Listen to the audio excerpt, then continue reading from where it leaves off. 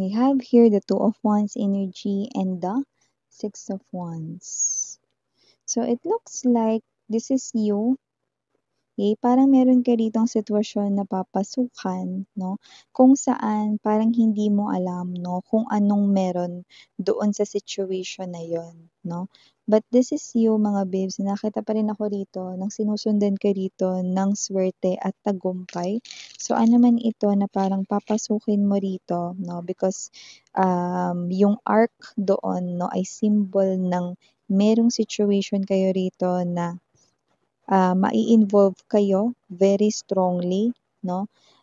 Yung energy na yun actually, no, aminin natin rito, no, tapatan tayo rito, medyo hindi maganda yung papasukin ninyong energy, no, na situation. Pero dahil may nakasunod at may nakabuntot sa inyo, no, na swerte, success, or tagumpay, nakikita ko, no, na ano't ano man yan, malalampasan nyo yan. Okay, so ating alamin anong meron dito para sa inyo guys, no? Don't be scared. I'm here. Sabay-sabay nating alamin yung truth about your reading.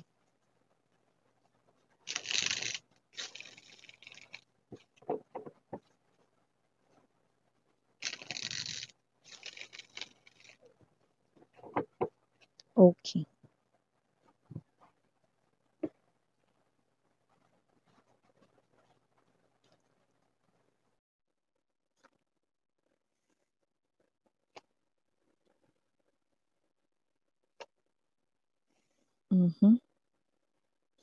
Something here is bothering you, keeping you up, no? Okay, even at night hanggang madaling araw, no? Yung iba parang inabutan na talaga kayo rito ng pagtilaok ng manok, no? Or inumaga na kayo rito, no? Hindi talaga kayo rito nakakatulog ng maayos. Yung iba naman, paputol-putol lang inyong tulog dito. So may energy talaga rito na parang this is something here that's bothering you big time. This is something here that you really cannot handle, no? But you're choosing to bear this one, no? Talagang ito ay isang mabigat na pasanin sa iyong shoulder, no? Let's see what's going on right here, no? Yeah, I'm getting na already the answer, but I want more informations. Page of Coins. I mean the Knight of Coins. But with the Page of Coins energy, okay, it looks like yung iba, okay, parang nagsisimula pa lamang dito. Okay. Nagsisimula pa lamang. Oh, okay.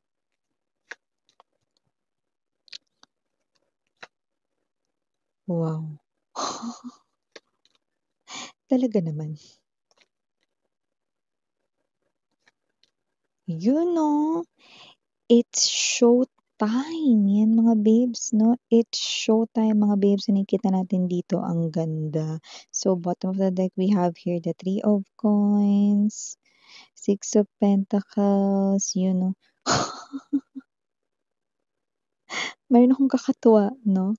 Na naisip rito, no? May sabihin ko sa inyo kung ano. Queen of Pentacles. Beautiful energy. Okay?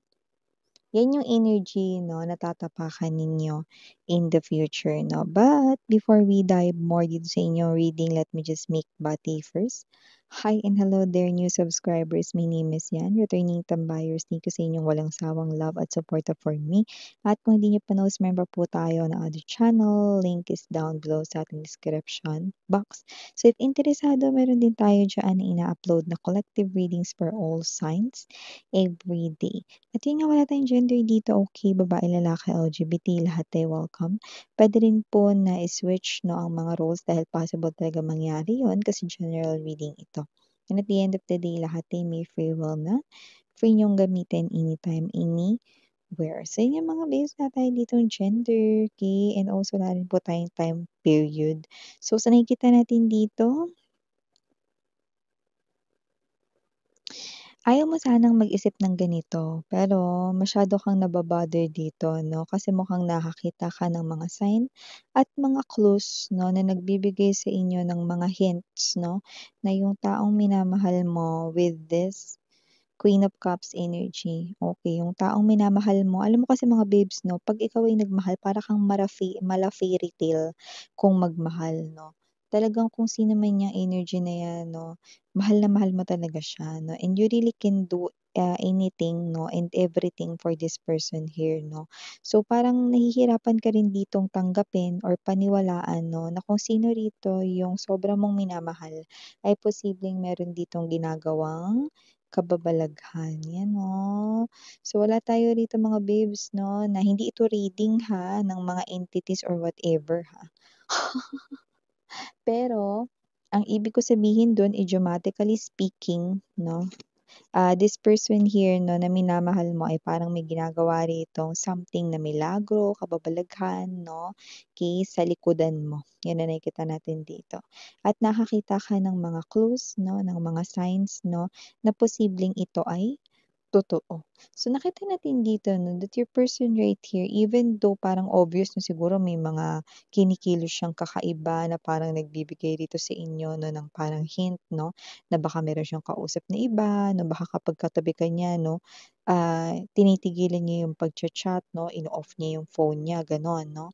O yung iba naman is parang tina-try ninyo na silipin yung phone niya, for some reason bigla niyang ginaganyan 'no, bigla niyang parang ginigilid 'no. So, parang meron talaga siya ritong nililihim 'no. So, whatever the case may be ano, yung iba ha meron kayo rito na parang I'm seeing 'no, in my vision yung phone call 'no, na parang may energy kayo na feeling ninyo hindi yung kausap niya yung katrabaho niya 'no, feeling ninyo yung babae niya or yung lalaki niya na, "Sino kausap mo babe?" Yan 'no.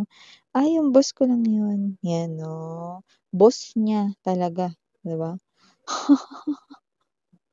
Kakaloka, 'di ba? So, whatever the case may be, ibig sabihin puwedeng 'di ba yung mga minsan yung mga tawagan 'di ba, minsan kapagka meron kang ka in relationship 'di ba parang ikaw yung boss niya 'no or siya yung boss mo, may mga gano'n 'di ba?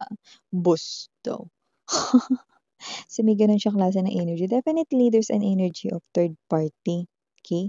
So, meron talaga siya ritong iba. May iba siya ritong lalaki, may iba siya ritong babae. LGBTQs of course, welcome din kayo mga babes 'no. At ito pa malala, kung sino yung third party na lumalabas dito, kilala mo yun, kilalang-kilala pa nga ng iba sa inyo 'no. Yeah, puwedeng kilala mo kasi alam mo na yan yung isa sa mga kaibigan niya, katrabaho niya 'no. Yung iba naman mga babes 'no, puwedeng kilalang-kilala mo na baka isa sa mga kaibigan mo o yung iba nakakaloka ito, kamag-anak mo, baka pinsan mo, 'yan 'no. At yung iba mas nakakaloka, kapatid niyo ito, 'yan 'no. Just take only what resonates 'no, ibig sabihin kilala mo yung third party or kilalang-kilala mo yung third party. At ang nakakaloka 'no, with the Eight of Wands energy, Five of Swords right in here 'no, kung sino yung third party, patuloy pang ginugulo yung isipan mo at mas lalo pang pinatitindi ng third party ang hinala mo 'no, na may iba ang iyong person, okay. So, kung sino man yung person mo, mapakasal ka sa kanya or mapa-boyfriend, girlfriend mo siya, basta may relasyon kayong dalawa 'no, nakita ko rito na meron siyang iba at kilala mo yun, sa iba kilalang-kilala mo 'no. At yung tao na yun 'no, ang dupes ng fez, 'yan 'no, ang jupal ng fez 'no. Bakit miss 'yan? Kasi yun pa mismo ang nagbibigay sa inyo ng clue na may something sa kanila ng person mo. 'Di ba ang dupes ng fez? Siguro gumagawa ito ng mga actions 'no, na parang siguro, 'pag magpi-picture 'di ba, puwedeng umaangkla siya sa braso ng person mo 'no. Siyempre hindi mo naman iisipin na ay may relationship sila 'no, puwedeng isipin mo lang dun is, kunwari, ano bang isipin dun, close lang siya 'no. Ngayon kung kapatid mo yun na puwedeng, kasi brother-in-law niya 'yan 'no. So, parang may gano'n baka close lang sila ganyan 'no, or baka pinsan mo, baka close lang sila pero hindi mo alam, okey. Iba na yung kutob mo 'no. Sabi ko nga sa inyo, when your intuition is speaking to you, it can never be wrong. So, ibig sabihin meron talagang something fishy going on 'no. So, nakita ko that this is bothering you, okey. Nakakaloka na parang yung person mo kasi dito I'm seeing someone here 'no, yung sabi ko nga sa inyo sa vision ko na there's this someone putting the truth in, under the rugs 'no, under the rugs, under the basahan 'di ba? Parang winawalis ng person mo yung katotohanan 'no, sa sa ilalim ng basahan, 'di ba, yun yung kasabihan 'no. Samantalang kung sino man 'tong third party na 'to na nagpapa-obvious naman dito, 'di ba ang kapal ng mukha? Yung ayaw magpahuli ng person mo 'no, pero yung third party nire-reveal niya yung sarili niya sa paggagawa niya ng mga actions na tingin ko sinasadya niya para talagang malaman mo na may iba ang person mo at ang iba ng person mo ay siya, okey? Kasi parang may energy siya rito na, "Hmm, kung alam mo lang collective, ako ang kasama ng asawa mo or kung alam mo lang collective, ako yung nililigawan ng boyfriend mo kahit kayo na ibig sabihin mas maganda ako sa'yo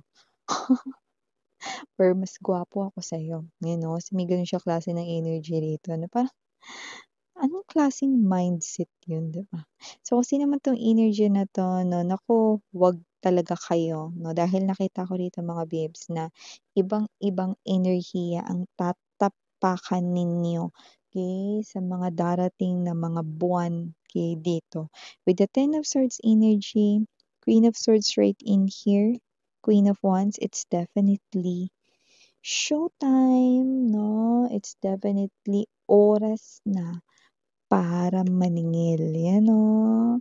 So, kung sino man 'tong mga energies nito mga babes 'no, dito mga babes nakikita ko dito that with the Three of Pentacles energy and there's the Six of Coins, hindi naman ibig sabihin nito 'no, na ayan 'no, magpapamudmud kayo rito ng pera sa kanila or whatsoever 'no, na tipong alam mo 'yun, parang, "Oh, mga pulubi saluin niyo 'to."